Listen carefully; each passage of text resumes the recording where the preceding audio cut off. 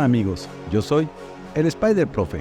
Hoy vamos a hablar de algo fundamental, algo que se esconde detrás de muchos fenómenos que ves todos los días, la continuidad de las funciones. Sí, eso mismo, esas funciones matemáticas que usamos para modelar situaciones del mundo real, como el crecimiento de una planta o la velocidad de un coche. Así que, vamos a ello. Primero, ¿qué significa que una función sea continua? Imaginen que están dibujando la gráfica de una función con un lápiz y nunca, pero nunca, tienen que levantar el lápiz del papel. Esto es continuidad. Significa que la función no tiene saltos, huecos o interrupciones. Imagina que te subes a un elevador. Si el elevador es continuo en su movimiento, te lleva suavemente del piso 1 al piso 10, sin parar ni dar saltos. Eso es lo que hace una función continua. Su gráfico fluye sin interrupciones. Pero ¿cómo identificamos la continuidad? ¿Cómo sabemos si una función es continua? Bueno, esto nos lleva al concepto de límite. Recuerden que en otro video hablamos de los límites. Si una función tiene un límite en un punto A y además la función A existe y coincide con el límite, entonces es continua. Supongamos que tienes la función x es igual a 2x. Esta función es continua porque en cualquier punto donde pongas el dedo, o mejor dicho, donde pongas x, la gráfica sigue suave y sin saltos. Si te acercas al punto x es igual a 1, el valor de la función también se va acercando sin interrupciones al valor de la función 1. En resumen, para que una función sea continua en un punto se tienen que cumplir tres cosas. 1. La función tiene que estar definida en ese punto. 2. El límite debe existir cuando x se acerque a ese punto. Y 3.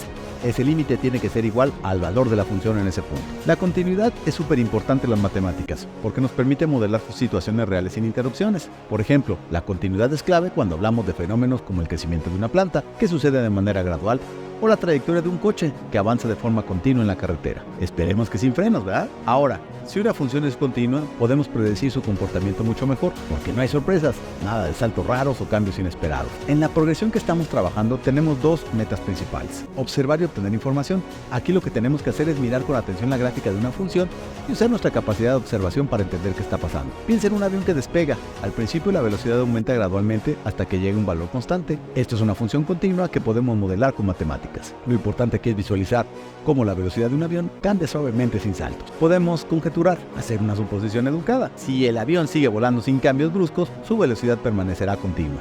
Y ese es el poder de las matemáticas. Te ayudan a predecir cosas antes de que pasen. Nuestra segunda meta, aquí es donde empieza la diversión, porque vamos a socializar con nuestros amigos.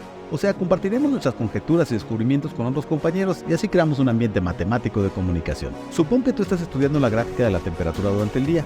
Viste que por la mañana sube y llega un punto al mediodía y luego baja por la noche. Esto es una función continua.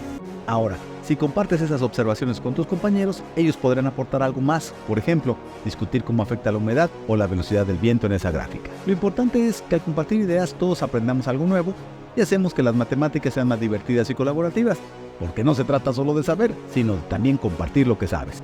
Muy bien, pero ¿qué pasa fuera del salón de clase? ¿Cómo usamos todo esto en la vida real? Imagínate un río que fluye de manera continua.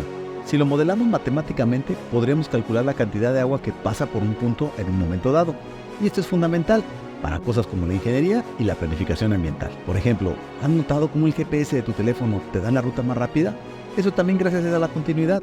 La trayectoria del coche es continua y el GPS utiliza funciones matemáticas para calcular la distancia y el tiempo que te llevará a llegar a tu destino. Finalmente, entendemos que la continuidad es un concepto esencial para entender el comportamiento suave y predecible de las funciones en matemáticas y en la vida real. Nos ayuda a modelar fenómenos, a hacer predicciones y sobre todo a resolver problemas y sorpresas. Bueno, espero que todos estos conceptos te hayan ayudado. Nos vemos más adelante y recuerda, yo soy el Spider Profe. Hasta pronto.